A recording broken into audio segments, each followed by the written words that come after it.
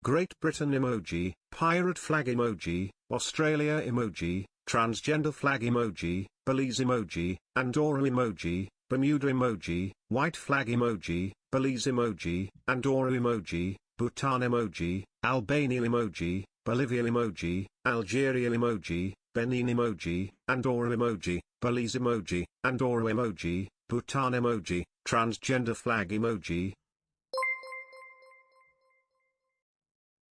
Dreamer tipped $3.33. Fuck shit cunt balls, fuck shit cunt balls, fuck shit cunt balls.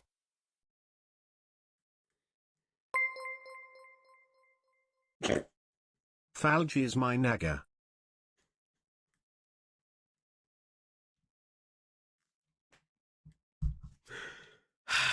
It's done.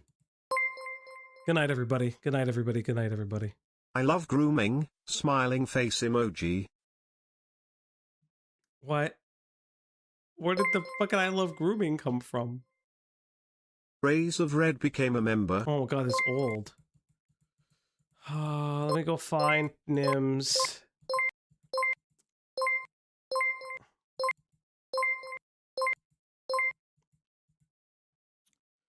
Let me go back to camera watch. I'll play Nims.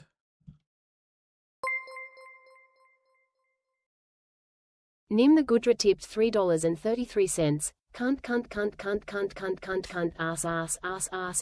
ass penis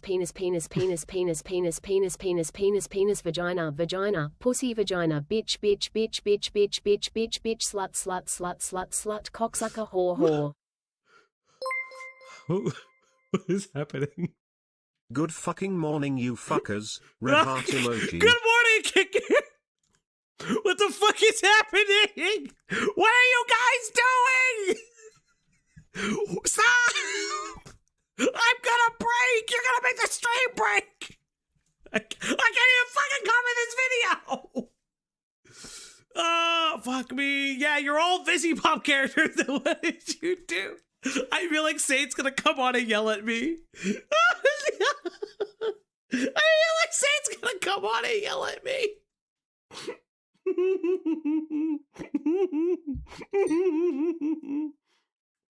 Oh god, I have a feeling he's gonna come on later and yell at me. I got accused of grooming by Ivory Rasmus. Ivory showed egregious messages. Yeah. That's okay. Between the two, I when he was deserve 15 it and Pyro there. was 19. Continuing on to even when Ivory was 16 and Pyro was 20. They met in Solid Tribe's Discord server, an ex-YouTuber with over 10,000 subscribers. Okay, so this is Ivory part 1. So Pyro had been messaging Ivory as different counts at a period of time that also extended from when they were 15, 16 at that point. Where is Lazy? Oh god, where is Lazy? I don't know where Lazy is. But yeah, so like there's more info about Pyro like fucking messaging this person than just like, it's so weird. Ivory was apparently friends with. It was allegedly met in an 18+ Discord server, but this is untrue, corroborated by a leaked Discord call. Pyro himself never even attempted to make this claim, showing its absurdity, and Solid Tribe, the owner of the server, was 15 at this time. Back then, Pyro's Discord username was lol, verified by the message logs. On November 10th, 2016, Pyro and Ivory first began DMing. It started innocently enough when Ivory linked his YouTube channel. The next day, he sang about E-Fame in a server call jokingly. This would be used against Ivory to claim he was making these allegations. Yenthi Vivzipop tipped $3.33. Hi you fucking wanking fuck you fucking cunt wank bitch whore slutty slut shit balls gay faggot bitchy McFuck face. For clout, but as I just explained, it was very clearly a joke. I'll let you see for yourself.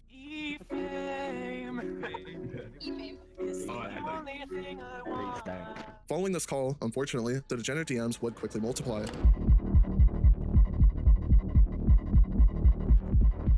As I talk about the DMs, I will show them as relevant to the situation. Oh! Slow down That are included in the document. However, if you want to see them all unedited, there's a screen recording of the conversations on YouTube. I will link. Yes, we've seen the screen recording in the description. These DMs display a multitude of topics exchanged between the two. Morgan, thank you so much. The answer was in front of you all along, just like 911.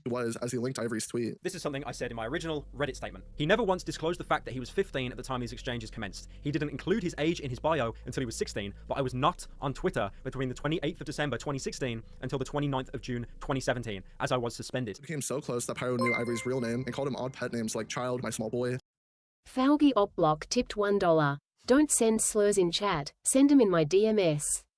This message is approved by the One Bald King. What the fuck now? Plump Boy and Daddy. More furry porn is sent between the two following this, with Pyro exclaiming, "I can nut to that, to be honest." And they engage in texting VA, talking about their sonas, and engaging in the roleplay. Towards the end of this exchange, Pyro talks about how he has always had an attraction to plump boys and such, which is strange given his referring to Ivory as Plump Boy multiple times. Pyro goes to bed after with Ivory saying he was fine with everything last night, but wasn't sure if he was. And Pyro responding that he was, but my kinks are just fucked up. As this goes on, Ivory shares that he has to go to school in about an hour. As we go through the rest of the DMs, unfortunately something will be missing: Pyro's side of the conversation. This is because Pyro eventually deleted his side sometime after being given the means to do so by user Thaf9 in 2018. The first time he discussed deleting That DMs was is actually true. early. I always found that very interesting that like he deletes everything. I find that so incredibly fascinating. I always find that so fucking bizarre. Here with Ivory himself when discussing someone who leaked Pyro's old Skype. Ivory also talks about deleting DMs on his side, but appears to have kept them as Because it's like you only delete them if you are suspicious of your own DMs. And that's like a big thing for me. Like, listen, one day my hog will be on the internet, chat, and you know what you know what? I don't give a shit. You want to know why? Because I appreciate my hog being on the internet. And that's okay. You can't slut shame a slut. And I know one day a flirty DM or two will leak, and I'll be incredibly embarrassed. And I'll say, I own that. Yes, I did call her baby girl. I did say he was my Pookie Pie. And that's okay. It is okay, chat. But maybe don't delete them. That's very weird. Fun fact, your mouth and asshole make the same motion when saying or doing poop. That's nice. He talked about deleting DMs for a second time before he learned how to do so from Thaf9 on January 15th, 2018, when he crashed out fearing his free fetish would be exposed. In his crash out, he mentions Keemstar and his worries of others leaking DMs. He also mentions he never asked for news or anything like that. In contact to his response, this is strange. Again, we have said this, I don't really care about nudes when it comes to like sharing images of yourself as your character. Like a perfect example, right? Let's say like you have a OC, right? Perfect example, right? Let's say that someone is grooming somebody else and they know them when they're underage. And then like days after they turn 18, let's just say that. Days after they turn 18, you start sending them images, like sexual images of you and their OC together. Would you not say that that's incredibly weird? Days after they turn 18, you know they just turned 18. Like, let's just say 2 days after. Let's like, I'm not like, you know. Because you have to commission that art. That art's like not off rip. So, did you commission that art before they turned 18? Like, very weird. And that's what I mean, like you're still sharing these explicit images. And that's an instance of somebody waiting till they're 18. Like, you know what I mean? Like and I use that example to highlight that. It's just like, Pyro didn't do that. So like, that's where it like gets weird. If it was drawn by the person, I would be turning my fucking head. Yeah, I don't like hate the person drawing it because they probably don't know. Rosemary's Kitchen became a member. Rosemary, it's so good to see you. I hope your husband's doing well. Miss you in the chat. Considering he said he saw no issue because Ivory was 16, the age of consent in his country and Ivory state. To me, this reads as Pyro worrying about Keem leaking a conversation he had with another minor outside of the French girl. He still messaged Ivory discussing sexual topics in August, and Ivory messaged him about the thick message in 2019. Ivory talks about the person that leaked Pyro's old Skype, Sleepy, a year prior as well, talking about turning on two-factor authentication and potentially deleting DMs. I think he was afraid of Sleepy leaking their logs after he allegedly leaked Pyro's old Skype. In both cases, yeah, I agree. I 100% agree. Can we just not with minors for 5 minutes? Well, I mean, this whole story is about minors. I love you, but like, that's the bosses with the 5 gifties. Thank you. Wallaby Wallop became a member. I gotta sneeze. Thank you so much for the 5 gifties. Wallaby Waddle, Eggward. James is a Firebird. Jameis Firebird became a member. Hexaglyph, Kirby 05. Yes, Hex got one, Hex got one, Hex got one. I'm so blessed. Hexglyph became a member. Yes, Hexglyph did become a member. I'll let the last one go, which is Kirby 05, and then we'll get back to the video. Thank you guys. Thank you guys. You guys have been incredibly generous this stream, and it's really appreciated. Thank you guys so fucking much, you guys. He says Pyro was worried about his DMs being leaked, once explicitly with Ivory, and once in the second instance, as they were still confirmed to be messaging past the top 9 DMs. Pyro's excuse for deleting the DMs is complete bullshit. If he cared so much about his being leaked, he would have wiped the logs completely. Oh my god, please, I'm begging you, don't. You're 12 minutes into the video already. Please stop lowering the thing. Please stop lowering the thing. Kids are not gonna watch this. My opinion, given the evidence provided, Pyro deleted the evidence to make himself look better. As for what he kept, there's no explicit evidence proving he knew. Falgi, you're my fucking favorite basement WH0R3, and red heart emoji. And I'll eat you out from the bottom to the top. Thank you very much, Kickan. Thank you. Ivory was 15 at that point. I think when Pyro said it takes one person to create a chain reaction, he was referring to Ivory, worrying that if he came out about his experience, others he shared a dinner DMs with would also come forward. In May of 2017, there were talks of Ivory and Pyro hanging out IRL. Ivory talks about the potential. Yes, there were these talks. These talks about Ivory going over there. There were talks about this. Need to make a fake ID or sneak into the event, as I think I looked that age. Pyro said this was in reference to a copy and paste invitation that was sent around for a UK meetup, and says this explanation about the fake is only for getting past the doorman outside bars. This is concerning because Pyro claims that he only found out about Ivory's age when he linked his Twitter bio, but this example shows Ivory clearly implying he is a minor, given the UK's legal drinking age being 18. Yeah, I would agree with that if he's identifying that he still needs a fake ID, because this would be the other thing though. Because if that was the explanation, if Pyro's explanation was like, oh, well, yada, yada, yada, drinking age, boo, boo, boo, boo, boo, boo, and be like, oh, no, you're old enough. You then would have to come to the terms and the idea that Pyro knows is that, oh, he was just talking about the idea of drinking in America. But you would know, then that means he is not the legal drinking age.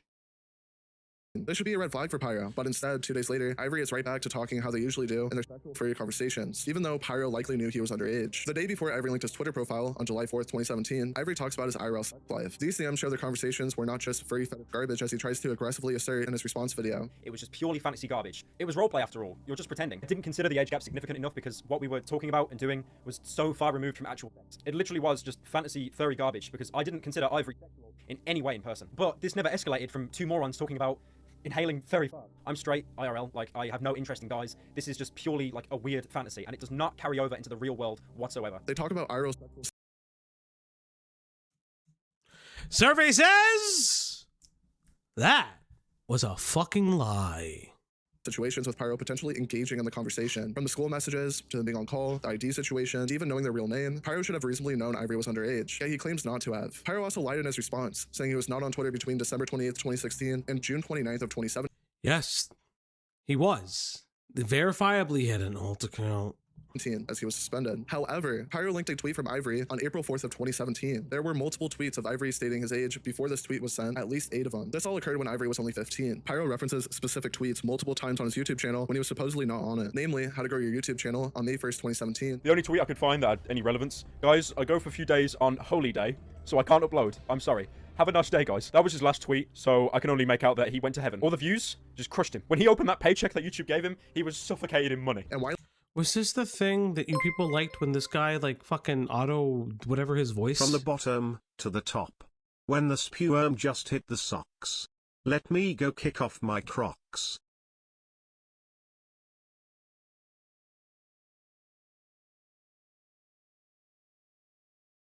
Why? Why? Why?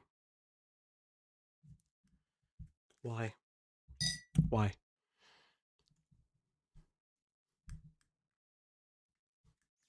She's judging you. Left BuzzFeed on May 7th, 2017. Stop. Hello, creature. How are you? I'm gonna fondle you. Don't bite me. Don't bite me. Don't do it. If you do it, I'm gonna tell my mum and I'll get you suspended on Twitter. Twitter. Twitter. Meanwhile, I say the word weed or lol and I get suspended instantly. I think easily the worst thing about being suspended is the fact that you're almost locked in a cage with a nice glass mirror so you can see all of Twitter. You can't tweet anything, you can't post anything, you can't interact with anyone, you can't even... Insert slurs here. You know what's terrible? He restrained himself, chat. You couldn't fucking help yourself. The rape guy restrained himself, and you fuckers couldn't restrain. Think about that while you keep giving me money. see your DMs anymore, but you're allowed to see your notifications. And you know what happens when you get suspended? You will see brainlets, just absolute brainlets, arguing over a post you made like 2 years ago, mate. This is only Very noble. Dreamer, you slurred. I can't believe you. I thought you were better than that. It's really disappointing.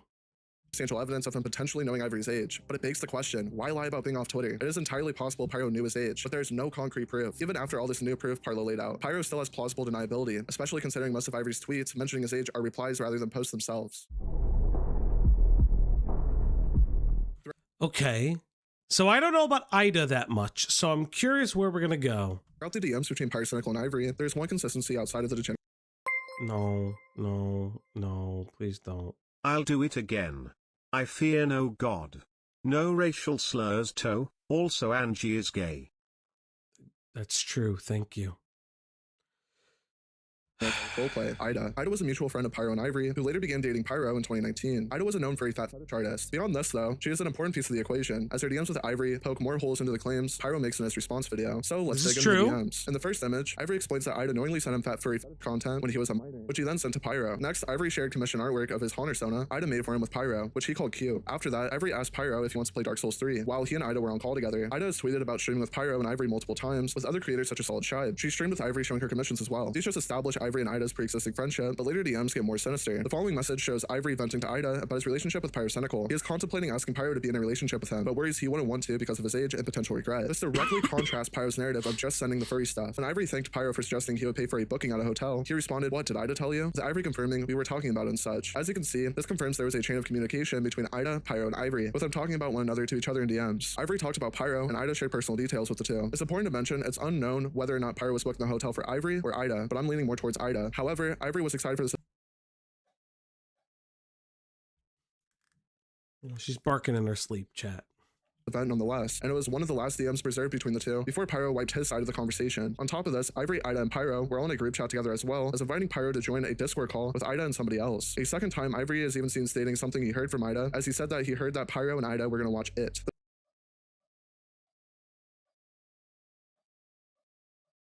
This goes on further to show the chain of communication they all had with each other. Now, outside of the obvious, showing She's not saying slurs, honey. That's fucked up. It's really funny. Like, you guys don't hear it, but when she sleeps and you can hear her dreaming, she sounds like a guinea pig. It's very funny. Yeah, she's barking in her dreams. I'm not showing the mug, slug. Go fuck yourself. I ain't showing that fucking mug. Ivory and Pyro were closer than he claimed. What is the importance of Ida? And like father, like daughter? No. No, that's you, sweetie. His response, Pyro claims he wasn't close to Ida around the time of the Ivory situation. Soon to be, but like, it's a whole 2 years before we actually start dating, and 2 whole years before this conversation took place. I mean, we both talked before, but we weren't close. She had no reason to confide with me with someone else's private information. So back when Ivory opened up to Ida about something private, there is no guarantee that she would have came and told me, despite the fact that this document and videos based off this document claim it as concrete, irrefutable proof. As the ends with Ivory and Ida started in 2017 show, she claims her and Pyro call almost every other day. Pyro constantly downplays the extent of his relationship to his own benefit throughout his response, as shown by his relationship with both Ida and Ivory. When Ivory went public about his experience with Pyro, Ida went to his DMs and essentially victim blamed him. Even Pyrocynical disagreed with us and expressed distaste towards Ida's approach. I only want to highlight it to yeah, like this shows that Ida, who was dating Pyro at the time, I don't know if they're still dating, but like this shows that like people were immediately on the attack and be like, oh, he knew your age, yada yada yada, you knew about it, you lied, that you're still a minor, and it's like fucking bizarre. It's so fucking weird. Show that obviously blaming Ivory in the situation is wrong before we move on. After concretely learning Ivory's age, Pyro's messages with him did not stop and continued exactly the way that. And this is where it pisses me off. He knows about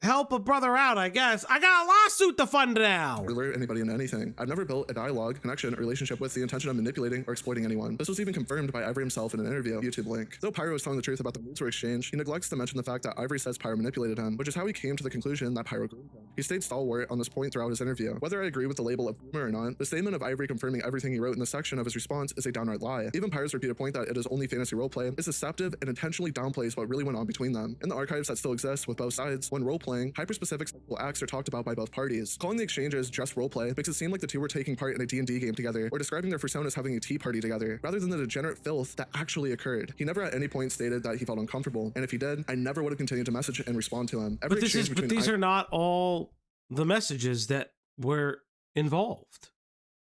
It's not all the messages. Ivory and I was fully consensual and reciprocal. I recognize I'm saying the obvious, but a minor cannot consent by definition, and this is made worse by Pyro being 20 at the time. Also, please stop with the minor. You could say it. You're like 23 minutes in. You could say minor. It is insane to me that anybody would be able to take this point seriously. He never once disclosed the fact that he was 15 at the time that these exchanges commenced. He didn't include his age in bio until he was 16, but I was not on Twitter between the 28th of December 2016 until 29th of June 2017, as I was suspended. As we know by now, this point is a blatant lie. From the 2 videos on his channel during the alleged time he was not on Twitter, to the DM he sent Ivory with a Twitter link. Yeah. And remember, he initially denies everything, and then he comes back and says, oh, well, it kind of did happen, but not in the way you think, though.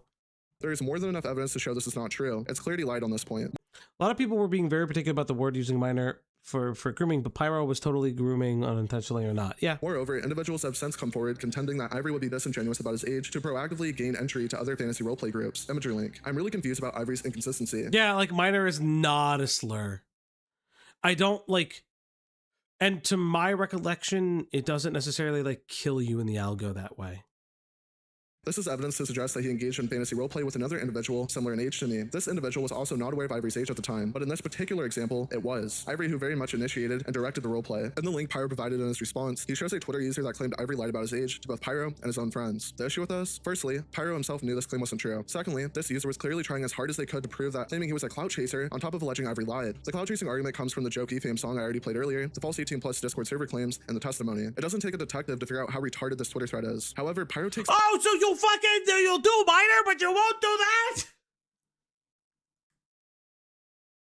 So you do Amos, buddy. Video's good so far. Editing's kind of a little much. A little, I know it's a style. Cut down the style a little bit. This is my personal thing. Hey. On the thread, I'm really confused by Ivory's inconsistency. Pyro's own fallacies are the last confusing part of the situation, however. Look, if Pyro went down, at least 5 circle artists I know would lose their ability to make rent off of him. Womp womp. Can I like... I can't believe I just like summoned that. Womp womp. Like, they're famous artists, they'll survive. They'll survive. Like this is like that's an incredibly strange and very weird thing to say, Warbler. Not like singling you out, but like that is incredibly weird to say that, hey, let's say for a second this guy is evil, but what about the people he employs?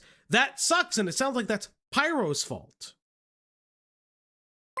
And again, the video's just coming out. Let's chill. I hate the red Pyro in the back. Flag this. Pregnant man emoji. Pregnant man emoji. Pregnant man emoji. Pregnant man emoji. Aubergine emoji. Pregnant man emoji. Pregnant man emoji. Pregnant man emoji. I can't believe you. Pyro used the first thread on top of another, claiming Ivory engaged in roleplay with someone else who, in Pyro's words, was a similar age to him. Naturally, this is a very stupid point. Just because another adult was as reckless and irresponsible as Pyro, it doesn't make Ivory at fault for either situation, nor does its inclusion change anything about this. On top of everything, one of the creators of the thread later retracted their claims, making them null. Of course, Pyro never revises his statement to note this. Pyro knowingly bolstered misinformation in his response to discredit Ivory and pay him to be a liar and a clout chaser.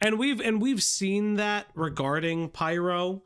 Is there like nothing? Okay, we're gonna get the Parlos document at the end.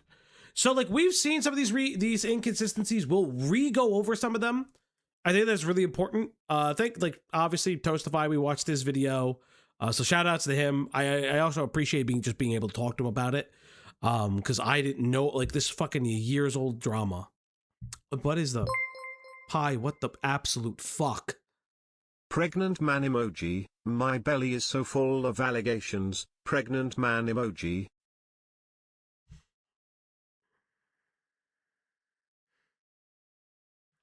You know, chat, in the next week or so, we are going to go and start our Road to Dramageddon videos. Which could be a series that like kind of covers like Shane Dawson and other things leading up into like Dramageddon. I am afraid of what you fuckers will do with the TTS. I'm afraid. Absolutely afraid. Already demonstrating his status as a generational capper when he says he thought the evidence provided in his first response was enough, despite the fact almost the entire response was spent maligning Ivory and spreading misinformation about him, with the only thing pertaining to Pyro himself being his downplaying the severity of his fantasy roleplay with the 15 to 16-year-old. I originally made a response on my subreddit, and I truly believed the evidence I provided was enough, and for a time it was. He then claims he never lied at any point, even though I've already proved he has multiple Nobody has. times. In addition to combating Ivory's post, he also responds to a Google document Turkey Tom made, and doing this, he is able to conflate a lot of what Ivory said with Tom's document, and blame Tom for things he never actually said. He calls the doc. Are you gonna cover those weird Shane Dawson videos with a puppet cuz that shit is wild? I don't know. Because Cloudy and the mods have been setting it up. And I'm very excited. I don't know anything about Dramageddon. I know nothing. I only know the Tati Westbrook video. That's all I know. That's all I know. Disingenuous and manipulative, which makes it sound like he's speaking about his own Reddit response. I just want to be clear, I have never lied at any point. This document is disingenuous, manipulative, and it fails to include so much of my original statement. Pyro admits to engaging in a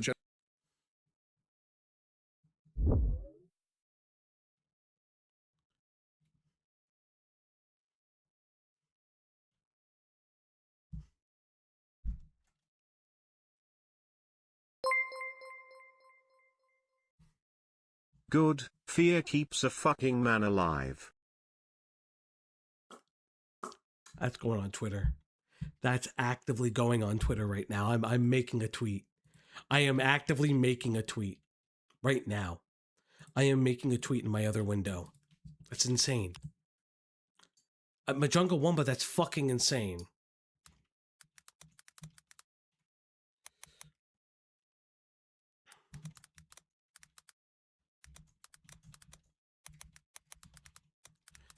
Use TTS to curse all stream long ...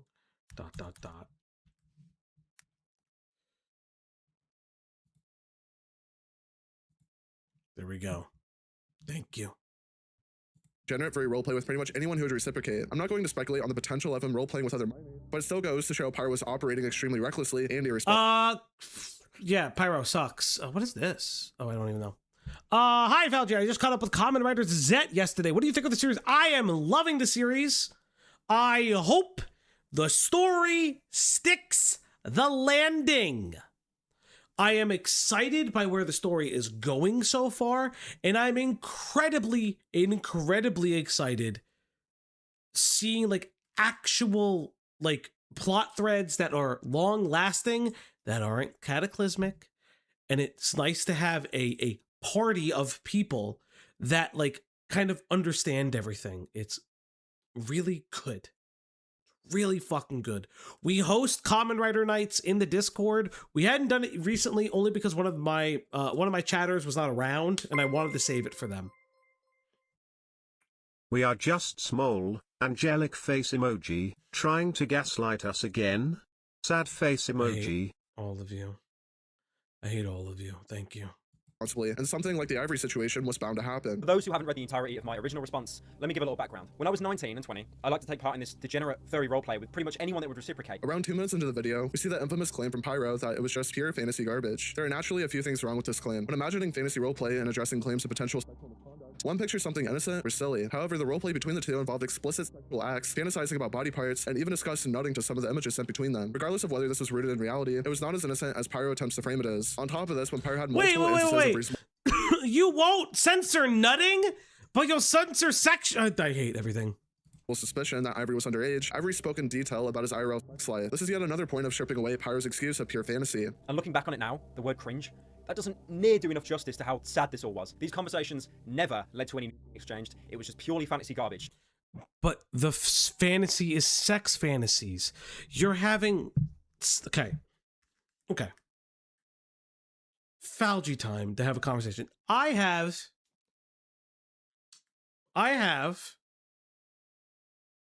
flirted with people, and sometimes no nudes have ever been exchanged. But we're engaging in what we're going to do to one another, right? We're talking about it.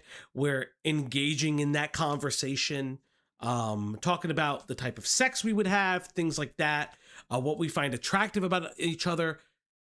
That is still a sexual content. That is sexting. It's still sexual. People jack off to it.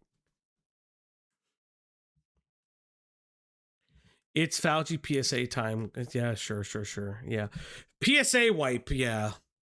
Pyro harps on the fact that no nudes were exchanged, and separately lumps the two claims into one, while having a clip of Ivory's interview back him up. He says no nudes were exchanged, and it was just purely fantasy garbage, making it seem like Ivory agreed with both, when that is clearly not the case. Never led to any nudes being exchanged. It was just purely fantasy garbage, something which Ivory himself confirms. Did he ever ask you?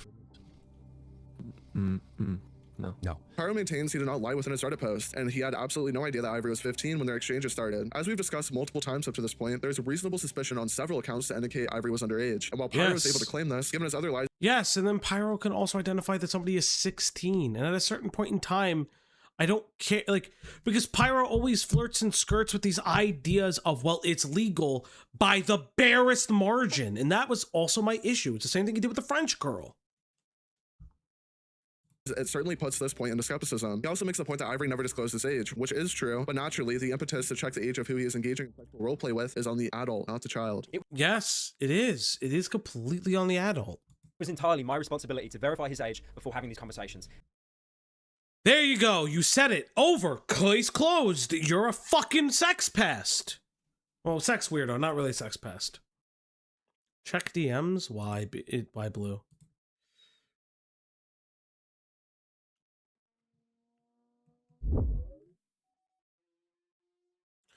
Why did you leak my hog? Why did you leak my hog? B. I mean, blue. Fuck, I'm like losing my mind today. Blue, why did you leak my hog? Oh. He's gonna be turned into a meatball later. And the fact that I didn't, that is so incredibly negligent of me to do so. I may have been young myself, but still old enough to know better. But let me be very clear. I had absolutely no idea. The more I hear about this case, the more I realize how foolish I am as someone on the internet who doesn't do the bare minimum of research in situations that expect it from commentary channels instead. Yeah, do your own research. And I don't mean that as to say that like people should be lazy. Sometimes I get statements wrong. Sometimes I get things like, sometimes I get things incorrect and the chat like immediately like harps on me or corrects me, and that's perfectly fine. You should also come away from any kind of stream, even though we do a lot of research here, you should come away from a stream feeling, hey, I'd like to learn more about that subject. Not purely, hey, I think I've heard all I need to say or all I need to hear. It's important. Like look at all the stuff with the Saberspark drama and how it tied into so much. Like we kept pulling threads here and other people kept pulling threads. And as we pulled more and more threads, we really looked at a lot of other stuff. And it like, that is like what we do here. And I'm not saying that like we're special, because I'm not special. A lot of people do that. But I think that that's the thing is like you can do that yourselves too. You can look up things. It's pretty cool when you do. Now, obviously don't dox people, don't harass people, things like that, but just look. Yeah, that he was 15. Don't say, yes, you are. I am not special. This channel is not special. did not lie in my original Reddit post, and I would like to emphasize that. Pyro makes a point to say that Ivory was perfectly cool with him up until September, to discredit his claims even further, and to attempt to paint him as a clout chaser. Kick in, no. Hey, Greg! If in doubt, you can Google to Google. Greg, you've been... I don't know if you've been lurking, but they've been slurring at me all day. It hurts. He tries to make Ivory's allegations even more severe, claiming he was attempting to expose a predator and knew his age all along. However, Ivory only claimed he knew his age all along, not that he was a sexual predator. He does this so he can confidently say both of these are untrue, when one of them was never alleged in the first place. Pyro loves setting up straw men, representing his opponents to make himself seem more innocent. Ivory himself did not disclose to me directly that he was 15, and the evidence itself supports this too. No, he just later discloses that he's 16, so the idea you were talking to someone who was 15 at a time should have fucking bing-bonged in your head. Up until September this year, I'd be perfectly cool with him. We were still speaking and still on very good terms. However, for one reason or another, he felt the need to come out about these allegations. To expose that I'm a sexual predator, I took advantage of him, and I knew his age all along. This is all untrue, and I'm amazed how out of proportion this is all blown up. Pyro enlisted the help of his friend Colossal's Crazy to read out the DMs Pyro describes as more damning. He reads them out in a silly bodacious way, which makes them seem more like cringe rather than serious sexual roleplay. Yep. Conversations. I don't think Colossal is to be blamed in the situation, but it is certainly an intentional strategy to further downplay the severity of what he did. It also I think Colossal holds a bit of blame, but not like not like a whole thing, right? Shows that other gigantic YouTubers were on Pyro's side. Several of our conversations were leaked online by Ivory. Here's one of the more I like truthfully, I don't understand. I can't imagine being involved in someone's sexual allegations response video in a joking manner. That is bizarre. Yeah, and it's not necessarily that the KP people who are shown only one side. Well, granted, even Colossal is, but like, yeah. It's like, yeah, Colossal swept, but like, it's not like he trafficked the minor, which one of Pyro's former associates did, by the way. Look up the French girl stream. damning ones. I'd love for my Sona to be licking at his fat, sweaty, while rubbing his belly from behind, and then just having him gas all over my Sona's face. That would be so nice. Or if mine was just underneath him, getting underneath his huge belly, and your Sona could be non-stop, as he f***s mine like... Huh? At 4 minutes and 15 seconds, Pyro says, "You got me." Now the whole world pretty much knows what I took off to. This directly contradicts the claim a lot of his response hinges on. That is fantasy completely detached from sexualization or reality, which he goes back to when he says at 7 minutes and 15 seconds that there was no sexual interest there. He's provided a lot of proof like this to show how much of a degenerate I was, and I mean, I agree, you know, you got me. Now, the whole world pretty much knows what I took off to, but what he and no one else has done is come close to substantiating how this constitutes as... I mean, yeah, we shared some fat furry art, we had some weird fantasy roleplay, but there was no interest. There were no news exchanged, his name, his appearance... Babe, let me rub your belly. Fair. So Warbler, I'm going to ask you this and I would like you to answer. Are you okay with Pyro messaging a minor like this? Because you seem to be completely okay with it. You keep saying that, oh, but the kink was an open secret. Oh, blah, blah, blah. Are you okay with him messaging a minor this way? Yes or no? That's all I want to know. Yes or no in the chat. Because you're doing a lot of heavy lifting for the open secret fetish. It wasn't important to me. I didn't even know what he looked like at this point. I mean, if he linked me a picture or something, I would have forgotten it because it was just that irrelevant to me. As I've stated multiple times, although there is no explicit proof Pyro knew Ivory was 15, it is very strange of him to hinge on a proven lie that he was not on Twitter. It just goes to show the extent of Pyro's willingness to lie, even when it's not needed. He could have just said that there was no proof and he did not see these tweets, but he commits himself to saying he was not on Twitter at all. So if I'm so sure that I didn't know he was 15, how would I have missed this? This is something I said in my original Reddit statement. He never once disclosed the fact that he was 15 at the time these exchanges. Yeah, he discloses the fact that he's 16, and he could have reasonably made the assumption he was talking to him at 15. Commenced. He didn't include his age in his bio until he was 16, but I was not on Twitter between the 28th of December 20... But that's not true because you guys actually... the Twitter was linked. You could have gone there. The discussion was had. 16 until the 29th of June 2017, as I was suspended. It would have been a hell of a lot less likely for me to see all but one of these tweets that's been used as evidence in this Google Doc. He does concede and say he should have never continued the free roleplay with him once he learned of his age, but immediately downplays it when he explains Ivory was the legal age of consent, both where Pyro lived in Ivory state of Pennsylvania. He claims it was so far removed from actual sex, despite, again, just a few minutes earlier talking about jerking off. The age in bio says 16. This is something I acknowledged in my Reddit post, but to be fair, I probably didn't elaborate enough on it. In retrospect, I... So no, you don't think it's okay. Okay, Warbler. then maybe let's not downplay it.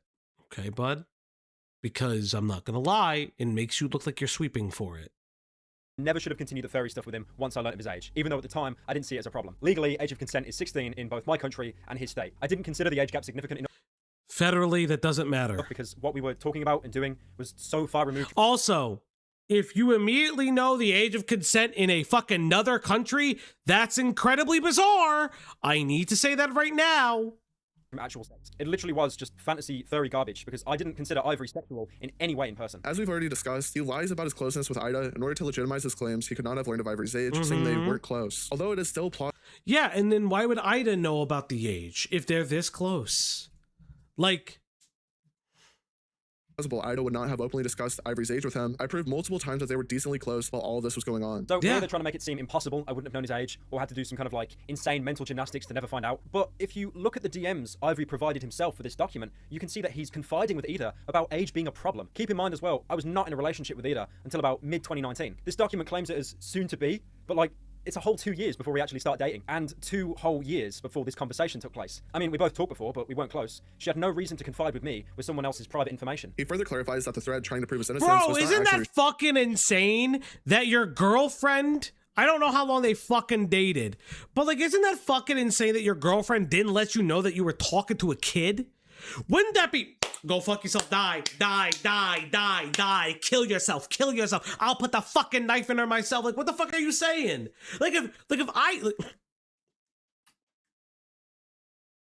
If I dated someone and was still dating them, and they knowingly let me have sexual conversations with a minor, I would be on the nightly news.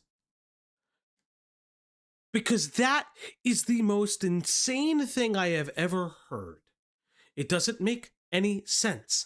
And downplaying the closeness when you guys have an interaction, reaction, and then a group chat with the 3 of you, might I add, is incredibly bizarre.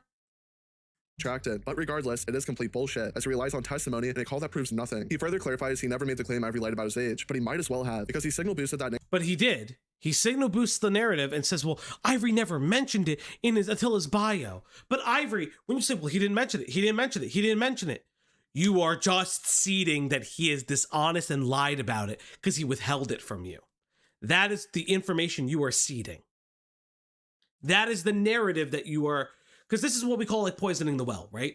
Aside from the fact that he retweeted shit that clearly was stating actual lies that he contradicts in his own testimony, when you are seeding that, well, Ivory never said his age, and I couldn't have seen it, I wasn't on Twitter, even though you could have just seen the fucking link. Very bizarre. It's very brazen. Narrative and use it as a point of argument against Ivory. On top of that as well, the person who made the thread defending me recently came out and said at no point did he actually apologize for making that thread, and his words have been twisted and put in this document to be used against him. The reason but the thread against you has lies that you verify in your statements. The reason why I used these Twitter screenshots against him is the fact that I felt his accusations came from a place of dishonesty. We spoke casually on and off until September of this year. I provided screenshots of our conversation. Is sexual, listen, okay. So sex can be casual. You can speak casually with people. I speak casually with people. I flirt with people. I don't really mind that. But like, if I'm sexting you, even casually, I'm still taking ownership of that.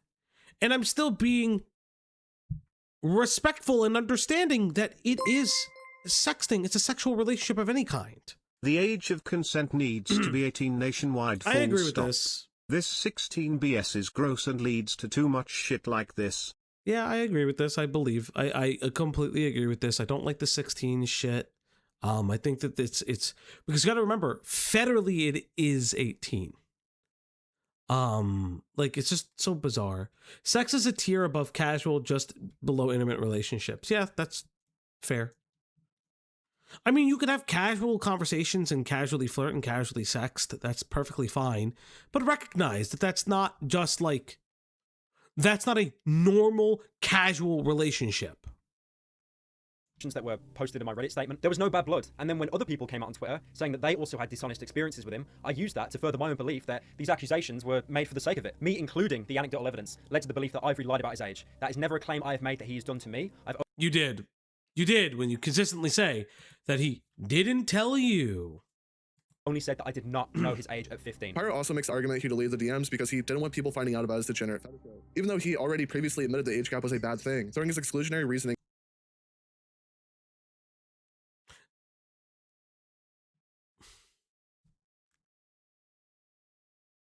Warbler, you're just giving an excuse for grooming. I'm glad that you opened your mouth on that one, buddy. Warbler, you're just giving an excuse for, like, I know you're rage baiting a little bit. I get it, right? But that's actually kind of fucking embarrassing. It's kind of embarrassing, though. Thank you, I guess. Thank you, Founder, for giving me permission to cheat. No, I'm actually not. I'm highlighting the fact that sexting is cheating.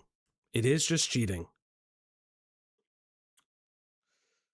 Into question. Now, this is a good time actually to discuss a Discord conversation that was leaked where I'm starting to think that Warbler got some allegations of their own. You know what I'm saying? asking someone for a way to like mass delete. I'm fucking around. Discord messages. Very obvious explanation. I was shit scared of the public finding out that I was a complete degenerate. At 16 minutes and 50 seconds, Pyro combats the claim he lied with, "I have never actually changed my story from my original post." Obviously, both can be true, and this does not disprove him lying whatsoever. Documents like these only try to show one side and build a narrative that I'm a liar when I have never actually changed my story from my original post. My mistake, if anything, was not being clearer. I have never tried to hide anything. At 17 minutes and 57 seconds, Pyro shows the rest of the DM conversation, exhibiting Ivory doing free roleplay with a person of similar age to Pyro. He accidentally hurts his own argument though, showing a message which was maliciously left out where Ivory said he needed some space. This is important because Pyro claimed Ivory did not care what another alleged adult did to him, but him needing space shows he had some level of negative feelings towards the interaction. They then show a screenshot that I posted of Ivory talking about the cringer furry stuff with someone else. Ivory then posted the rest of the conversation on Twitter, and it really doesn't change the narrative much, apart from adding that he wants to be left alone. At the time, I felt it was more than fair that I show an example of Ivory having a similar conversation with someone else, and how he wasn't affected by it as he claims he was with me. He still excused the guy, there was no call-out post on him, and I think it was fair to question that, like why didn't he see a problem? Pyro ends a shit show of a response with apologizing to Ivory, and it's very difficult to take this or any of his accountability seriously, where he continuously lied, downplayed, and mischaracterized everyone else involved to make himself seem more innocent. Now, I do want to directly say something to Ivory and apologize to him and to anyone else that I did the furry roleplay garbage with. What seemed consensual and reciprocal may very well not have been. It's not my place to decide. It happened. It was my responsibility to verify age, and I never did, and I am sorry for that. You shouldn't have been put in that situation, and it was stupid of me to message people about this furry stuff without taking into account the influence of my platform, especially considering how sexual the tone. But like, if you're highlighting that you had these sexual conversations with a minor, verifiably that you should have known their age, so everything is the onus is on you, but then you see that he lies about multiple instances, sounds like you did it. Messages were. 2 months ago, Pyro responded to a lengthy document summarizing the allegations we have already talked about, along with mentioning new allegations I will cover in a minute. It was not official, and was instead quickly addressing the document on a stream where he was gearing up to play a game. Pyro says he was waiting for this document to come out, and he is going to treat it the same way he treated his previous allegations. He said he will let other YouTubers say their piece about it, meaning he will do exactly what he did the last time, setting up strawmen of extremity and responding easily to claims that were never made. He even highlights his previous strategy, talking about how he used YouTubers' responses in his own video. I did that with the original video. I remember in the original response video when YouTubers like had their say and stuff, and then I used that in my actual response video as well. So it's just like, it's a waiting game for this document to come out, and now it's another waiting game to see, like, for everyone to have their piece to say, basically. Pyro says his only options are to put his head under the sand and to sit in his apartment all day gooning, or continue how he is. But by not responding, he's electing to do both, gooning included. So it's just another waiting game, you know? And I got two choices now. I basically put my head under the sand, and I stop working, and then my employees suffer because they can't get paid, you know? Okay. Or you could respond. That's very weird. Like, oh, well, my employees, for your actions being brought up and showing a pattern of misdeeds and misbehavior. And I just like sit in my apartment gooning all day, or I just keep working until until it comes. I'll never get why people call this admission a good example of a video response. It's because people are stupid. It's just people are actually stupid. Like, I remember this video response, but I don't remember really watching it because I didn't know what the fuck Pyro was. So I didn't fucking really give a shit. But like, this is like this behavior is stupid. It's abhorrent because now you have to answer for new testimonies. So you want to know my truest thought? Pyro won't answer. And I'll tell you why Pyro won't answer, because Parlo is dumb. Parlo is dumb. He's self-explosive. He's self-implosive. And he's got too much issues. Pyro will never have to respond to this on face because of who Parlo is. Which you can have your conditions about Parlo. If Parlo actually did all the work for this and all of his information is sound, which it's not all. I read through that document. It's not all sound and he should have cut a lot. There's nothing left we can do. Just literally, there's nothing left we can do. To that point. There's really not much else I could do in this situation apart from, just waiting for, every single YouTuber to come out. Now that we have covered his response, what is the document he felt the need to address in the first place? On August 12th, 2025, popular Roblox YouTuber Parlo released a whopping 300-page doc on Pyrocynical, including subjects I've already covered, like the French girl and Ivory, but also included new allegations which are unproven and unsubstantiated in some of the cases. I'm not going to spend too long talking about the doc itself, outside of saying there's absolutely zero reason it had to be this long. Parlo has a tendency to loop and talk about the same point over and over again and act like it's a new one, which only weakens the arguments he's trying to put forward. Similar to his video. Yeah.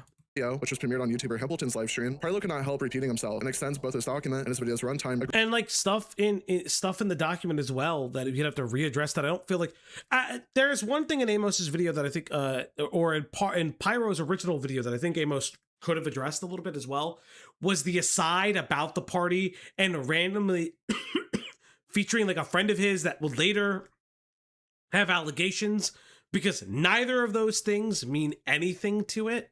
And that was in Parlo's doc, and I think that was really fucking stupid. Egregiously. But again, I think it's fine. It's cut for the brevity of time. Unfortunately, this is the unintended side effect of losing most viewers' interest, which is a shame due to the obvious severity of Pyro's conduct and dishonesty. On top of this, Parlo is very assumptive despite his full understanding of how Pyro treated the Keemstar French girl allegation. When it comes to Pyro, what is claimed must be airtight and without assumption. Otherwise, he will single it out and use it to continue to operate without accountability. Now that I've given my thoughts on the document, let me get into the new allegations. For some reason, Parlo censors Pink's Twitter handle for no reason. They made a public accusation, so their username should not be censored. They claim to have been groomed by Pyro when they were 15 to 16, and Pyro being 19 to 20 at the time. Their age was in their bio when Pyrocynical followed them. Unfortunately for him, Parlo censored everything except for the proof Pyro followed them, still showing their Twitter handle iFunnyChef. The only proof shown is a potentially sexual art piece of his character, but there's no screenshots of their conversation shown. Parlo says that after consulting them, they're not currently willing to come out about their allegations. But what do they have to come out about? They apparently have no screenshots of their conversations with Pyro. There's no real proof of anything concerning Pink. It's almost like including that as a stupid idea. The only thing that you can include is that Pyro had instances of following minors. I don't know what to tell you. And probably never will be, given their unwillingness to move forward. And this is a classic instance of Parlo throwing shit at the wall and seeing what sticks. The next allegation was a user named Assault. Assault was 16 at the time of them and Pyro interacting. They alleged that they sent Pyro free fetish content from an artist, to which Pyro asked to see more of their fetish content Assault commissioned. The only thing is that Pyro requested to see their fetish content, but Parlo tries to claim Pyro sent more fetish content with another minor based on Assault's testimony. The DMs only prove he sent it rather than him sending content. Although their age was publicly on Twitter at the time, there's no indication that Pyro knew his age. Further, any claim of Pyro himself sending this user fetish art is an unproven allegation and should be treated as such. Abortion ASMR is a user who made allegations against Pyro almost. The drama gets muddled from the first forward go, and then gave the Pyro the chance to wiggle out of it. I'm afraid Parlo has done it again. Yeah, Parlo has done it again, unfortunately. A year before Ivory made his experience public. They claimed their age had been 15 when Pyro was 19. They removed their post after saying she was harassed by Pyro fans calling her a clout chaser, along with attempting to discredit and invalidate her post. In the DMs, which took place in September of 2016, Pyro sends fat fetish art, which ASMR says is cute. Pyro then asks whether they have Skype. Once they move to Skype, Pyro immediately offers, if you're into thick, like no meme, I can send you some. After which he sends light blobby fox commission and asks, what about this? Abort says it's good, and Pyro offers to find even thicker if you want. He then sends Planet Commission and says the size of that gut is real nice. The board says it looks so squishy. He then moves to the gas part of his fetish, saying he can send more, but it's like super gassy. I don't know if you're into that. After sending one of these images, Abort says she loves it, and Abort asks, like, you find it hot? Abort avoids the question and says the style is good. Pyro sends more thick and says, yeah, I love the gas, to be honest. Just eating tons of food and letting out all that hot gas. Abort affirms. First off, gas shouldn't. Okay, whatever. She was into it before thick, but couldn't find any good art. Pyro responds by giving them what I'd assume to be considered some good art, saying, look at all that hot gas being pumped out. Apparently the DMs were not shown in full, but this is what was highlighted at the time. Abortion ASMR maintained that Pyro sent her a beast furry porn in 2022 on her still active profile, Fertile Bigfoot. Even Parlo admits it is unknown whether Pyro knew her age at the time, but there is also no proof shown of him checking, unsurprisingly. Without any more proof being shown, which is unlikely due to Skype clearing messages, this is just another example of Pyro engaging in sending sexual art with a minor without age verifying, but is much less severe than his engagement with Ivory. Miobos made allegations that Pyro. So there's nothing there. So there's the first three new allegations. There's literally nothing there.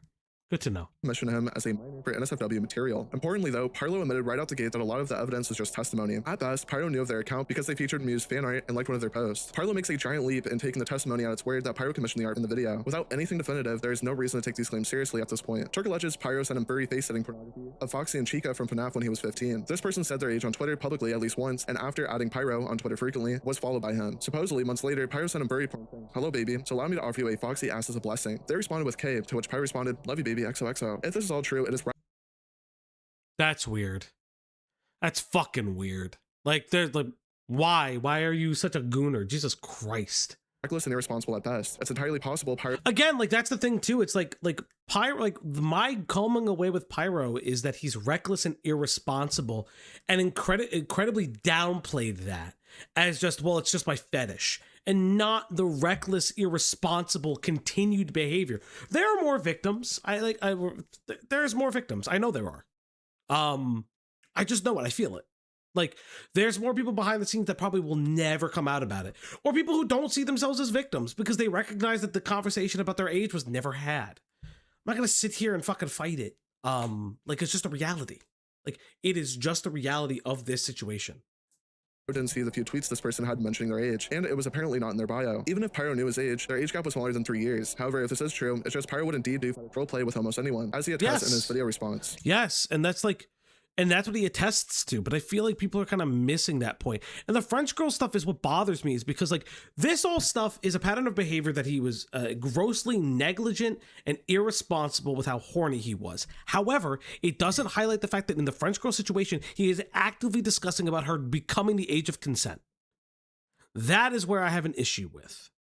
And it feels like, again, because Keem fucked it up, it like gets swept under the rug with the Ivory stuff when they are two separate instances.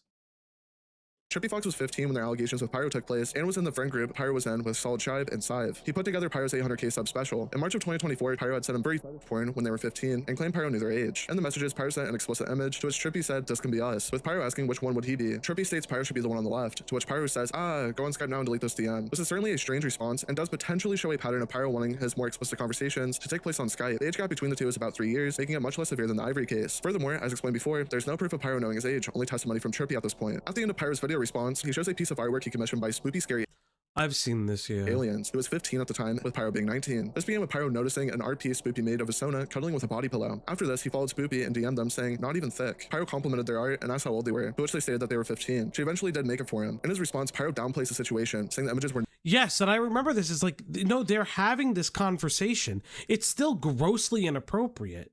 And Pyro knows that it's grossly inappropriate.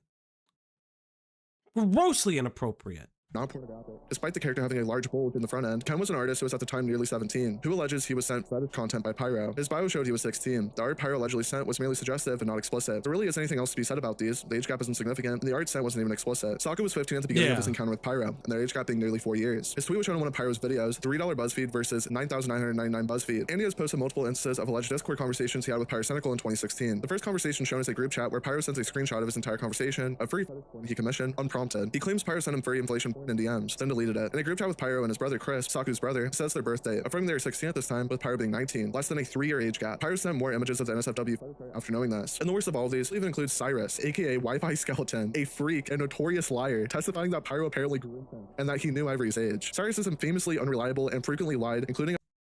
Okay, yeah, yeah. Boy, you cried wolf situation. If it did happen because this person has cried wolf so often, or lied so often, they're fucked. About his own allegations, so his testimony should hold no weight whatsoever, and their inclusion is mystifying. If you want to know more about Cyrus, I will put 2 videos on screen. Yeah, like that's like the way that Amos is highlighting it is absolutely correct. It's because the weight of their own allegations by carrying false ones or just making them up entirely is a problem. I think are somewhat decent in their coverage. Yeah, the age gap is not weird. The weird part is that the age gap is always towards minors. Yeah, I would still say the age gap is weird. Like, personally, for me as somebody who doesn't see the need for an 18-year-old to be talking sexually explicitly with people who are 15, 16-ish. To me, it's like a moral thing. I'm not like doing the weird age gap pedophile shit, but I do think that it is very weird. It is, you have the ability to flirt with people of your own age. You're just making the conscious effort to not to. And I do find that to be bizarre.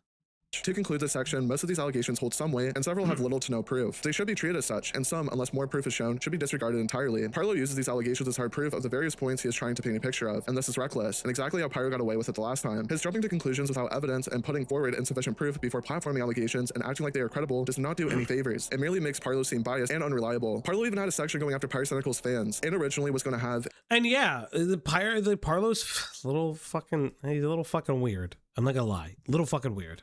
a series of 3 videos on the creator, with the second one being entirely dedicated to his audience apparently. Not only is this unproductive, it makes Pyro seem like even more of a spurg, and his willingness to go after the audience of a YouTuber whose actions are— Yeah, that's true. Be responsible with gooning. Only goon in op No, VC. don't goon in a VC. But you should like and subscribe to the Op Block today. There's about like 50 likes on this video. Like, we get it up to 100.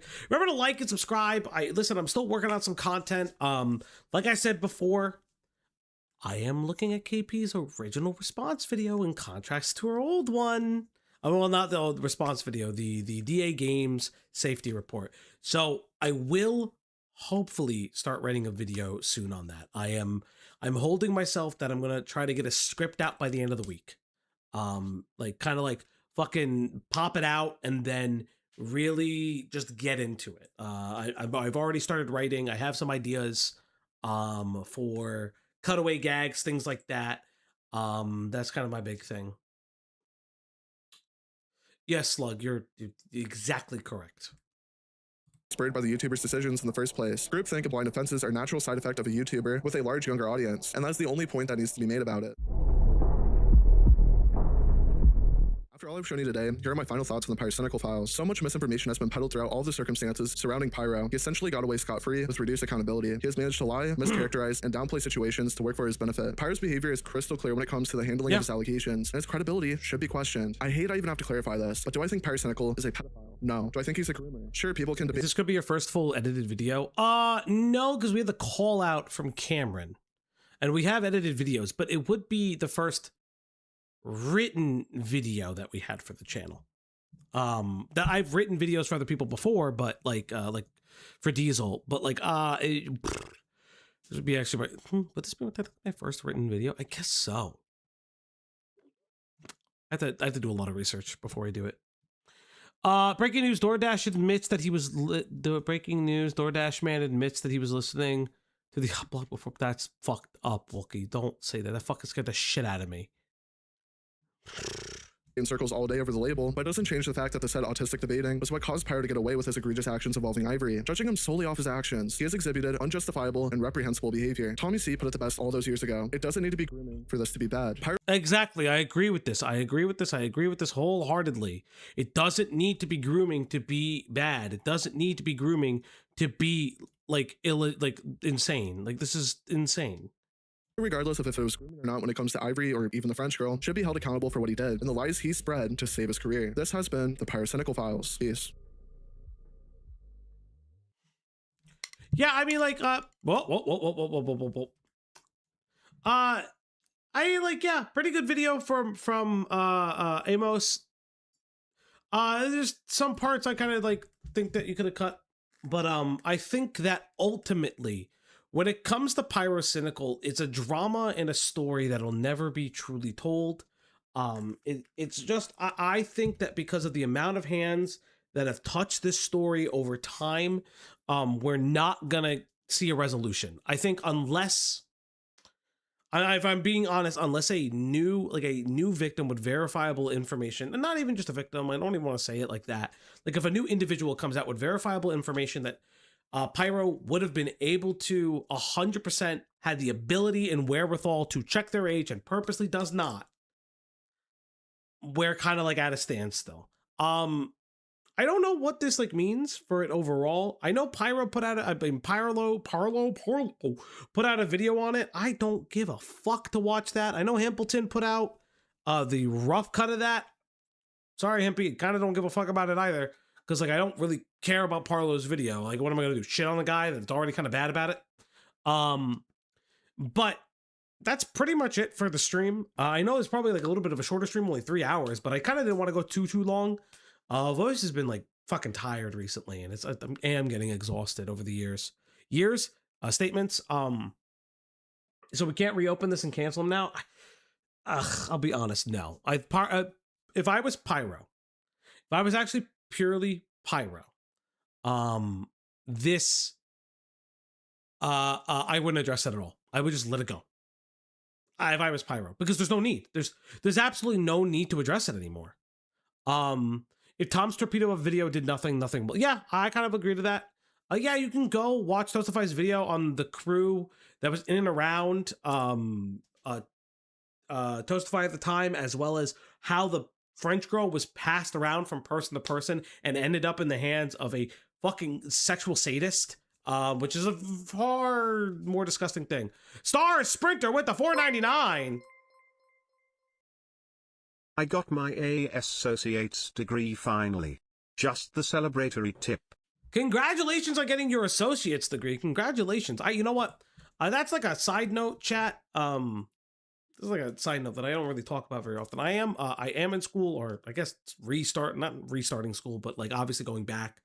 I took a little bit of time off to get the channel stabilized. There was a lot of things going on at the time with the channel, things like that.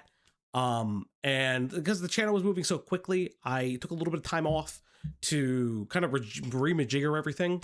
The reason I'm going to say that is, you know, as I go back to school, do all those things again, and like just finish up the last couple things I need to do. Streams will be less frequent. I'm going to try my best to keep them as frequent as humanly possible, keep to the schedule as I've done before in the past when I've been at school more full time, but that's life and I can't really control that. But I am looking forward to kind of just finishing some stuff.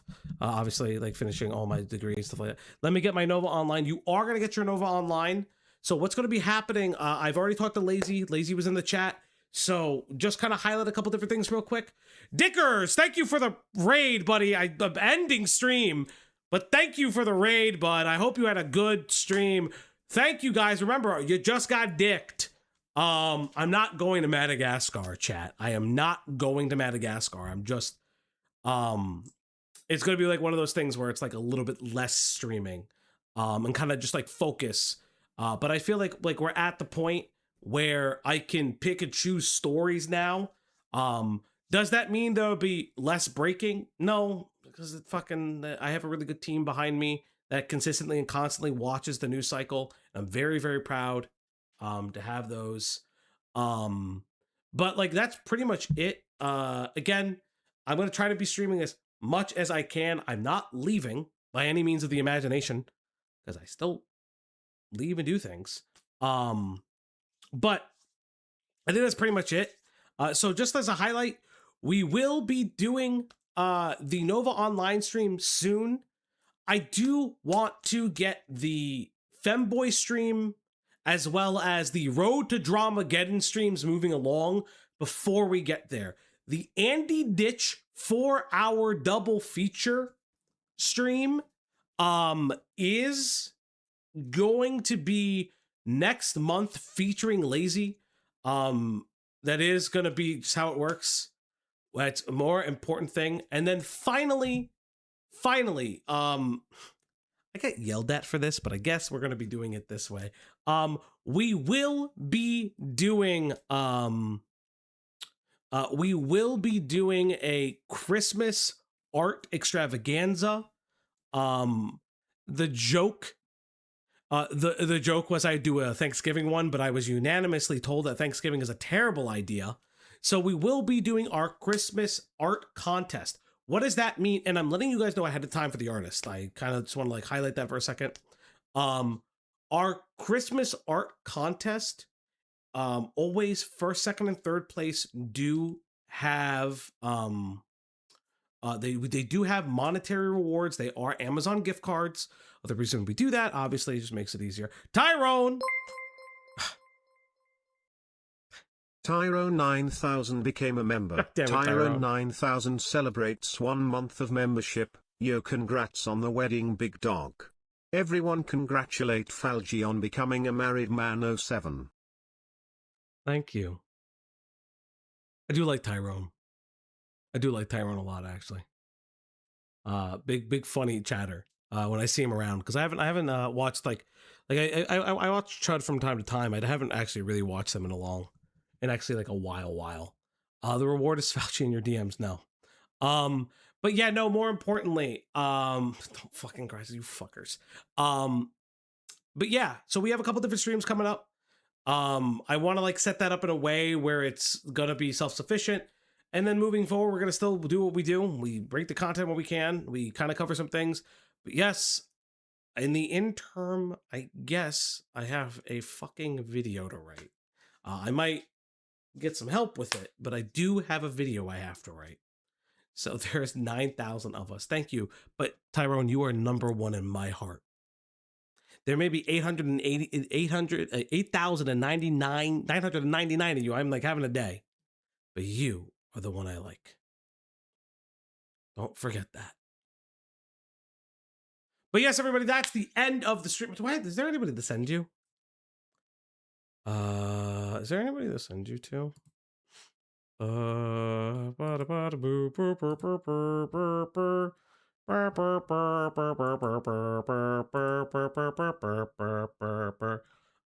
know what? I'm gonna send you to Core.